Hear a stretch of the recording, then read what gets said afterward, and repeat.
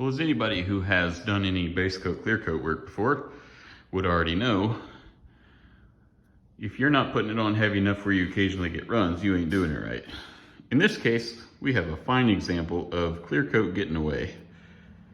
Putting it on a little too heavy, and that's what happens, especially in this case when it was cold in the paint booth. So whatever it was, 35-degree day. So I'm gonna blow some of y'all's minds here in a minute.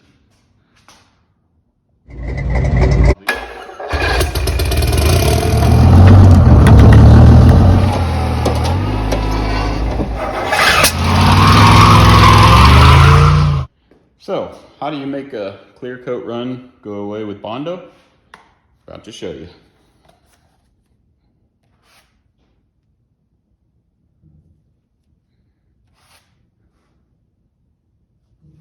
Yes, I am applying Bondo right directly over the top of freshly applied clear coat. Well, freshly applied it about a week ago.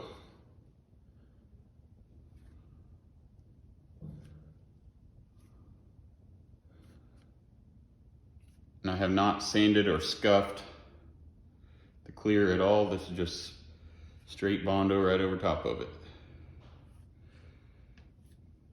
Trying to make sure I get well beyond, above, and below where the clear is running. It's very important.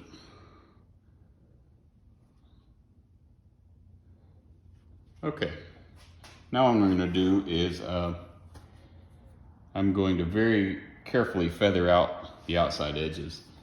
Make sure that nothing is on there that's got a real high buildup on it. Just kind of go around the edges.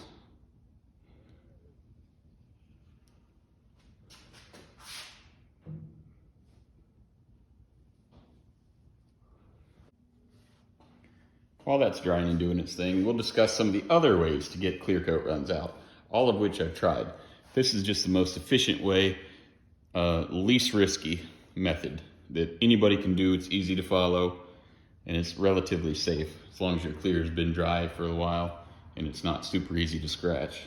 One of the most common ways is with the razor blade. I'm not going to do it, but the process would be to just hold the blade, 90 degrees to your surface like this, just slightly angled, not digging in. It's just straight up or just slightly down, and just drag your blade down it, the direction of the run. So you'd just be going, or here you'd be going, you can go just a little bit of an angle this way and that way. But what that'll do is it puts pretty bad, heavy scratches into your run and anywhere around it. And it's also hard to see kind of how much you're taking off. And what I mean by that is, if you got your run and you're cutting it this way, if you're touching here or touching there, you're cutting into clear that doesn't have any runs in it. So you're cutting into your clear.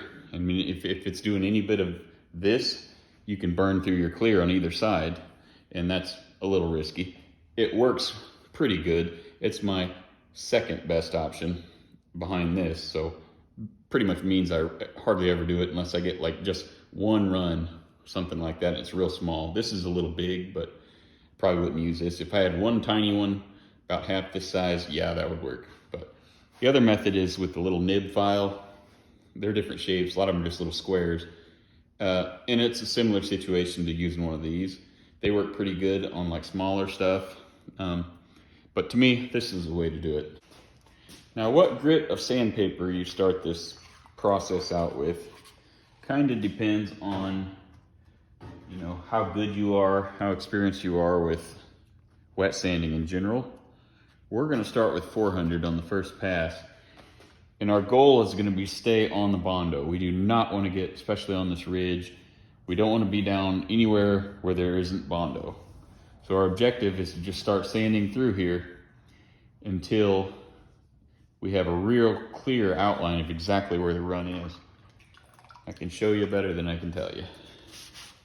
Make sure your block is, like I said, only on the filler.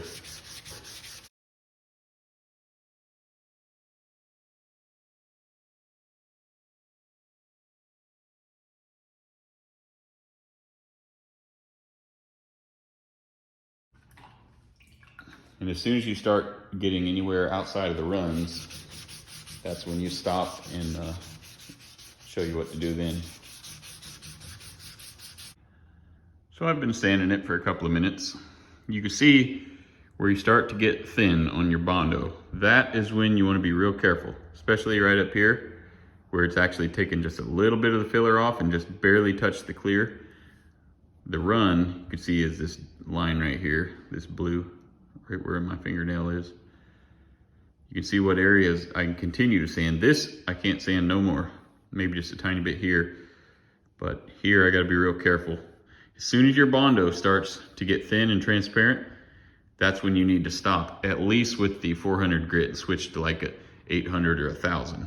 This is still pretty heavy. You can see how hard and defined that line is. This was by far the worst of the runs.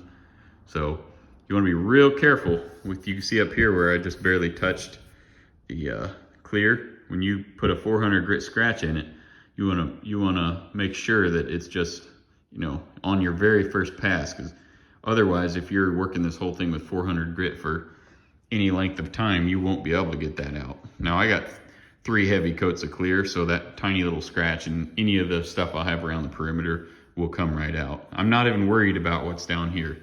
In fact, I want that to be just like it is. Well, as you can see, I've got most of my areas are getting thin. Like right there, it took it all the way down to the clear coat that's underneath. So at this point in time, I'm gonna switch to a paint stick and some 1000 grit paper. Just gonna work it just a little bit more. And you use I use a small piece of paint stick because it's a lot easier to control where you're sanding. You're not getting way out on a perimeter where you could potentially burn through. So we're gonna work it with just only on our run itself. Just gonna very carefully just work it down just a little.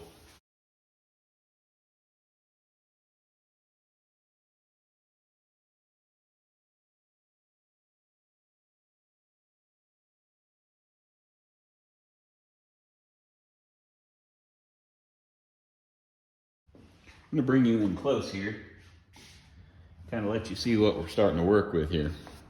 So you can see a lot of the run has kind of faded. You can see the faint outline of it, like here, the lower parts. Here it's pretty much gone. You can see anywhere where there's a hard line, that's where your run is still prevalent. Anywhere where it's, you know, blended real well, that means you're pretty much there. And as you can see, the filler will just lots of times just start to flake off on its own, like I said, because it doesn't have any good strong chemical bond to what's under it. And what's underneath that filler is going to look just like your clear coat that you've never even touched. So what I'm going to do is just real carefully, I'm going to work just the areas that have a real hard line around them.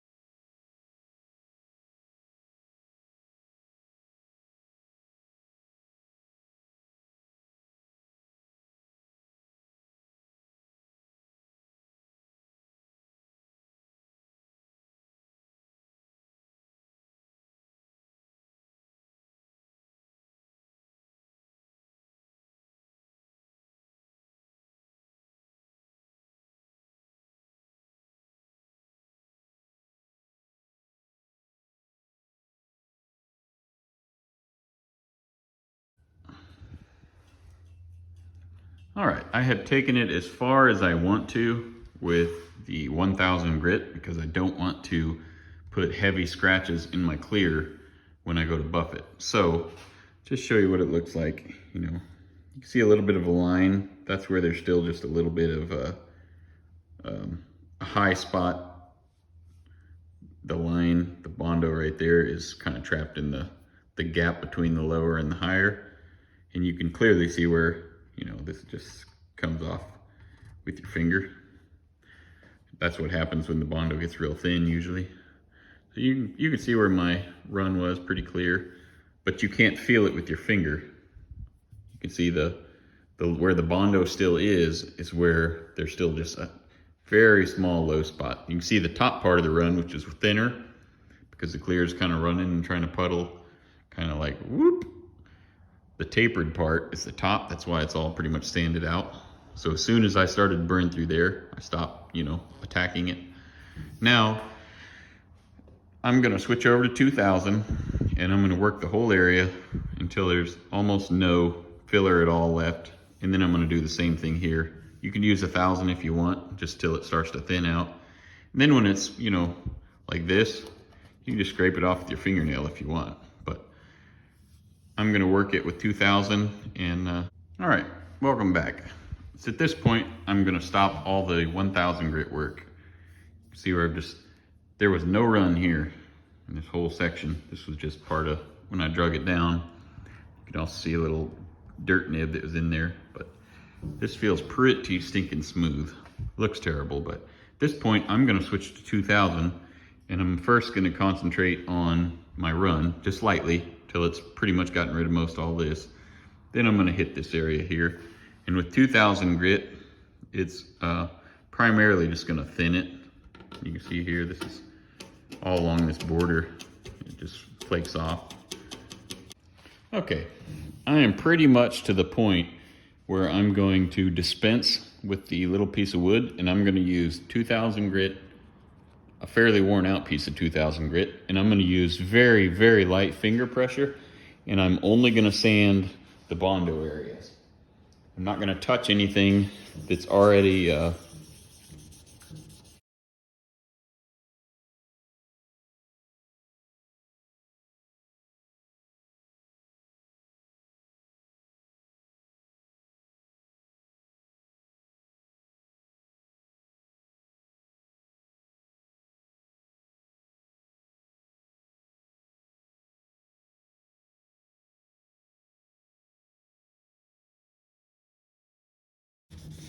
let's talk about the run themselves. If you put a run on heavy enough, you can soften your base coat underneath and essentially pull the base coat, liquefy it, and it'll puddle up and join mold with your clear. So your clear will have base coat in it. And you can, while sanding that, you can get a burn through in the clear. It's because you hit base coat that's in your clear. You haven't actually burnt through the level of clear coat. Your clear coat pulled the base up into the run. So that is a possibility. So that just goes with sand and runs out. Now this hasn't done that, but you got to know it is possible. Now, regardless what method you use to sand the run out, if you had base coat in your clear coat in the run, the end result will be the same. You will burn through the clear where the run is. So 4 or 5 minutes later, I'm down to the very last traces of Bondo. I'm gonna work just lightly each one of them individually. Almost no pressure. When they get very faint, you can actually just scrape it off easily with your fingernail. See? And this one. Anyways, but I'm gonna just do it this way.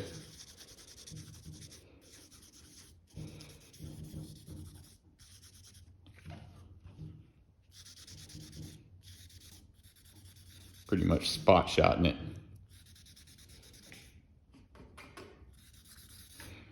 Now there will be a couple little tiny pieces that are just real stubborn and don't want to sand off.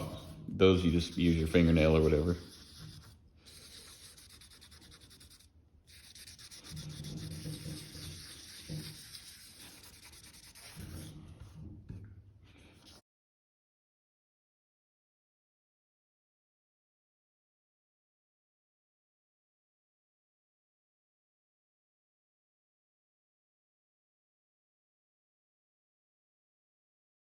Well, as you can see, it's pretty much perfect, and I've only made one pass with the Bondo. There are 1 or 2 tiny spots.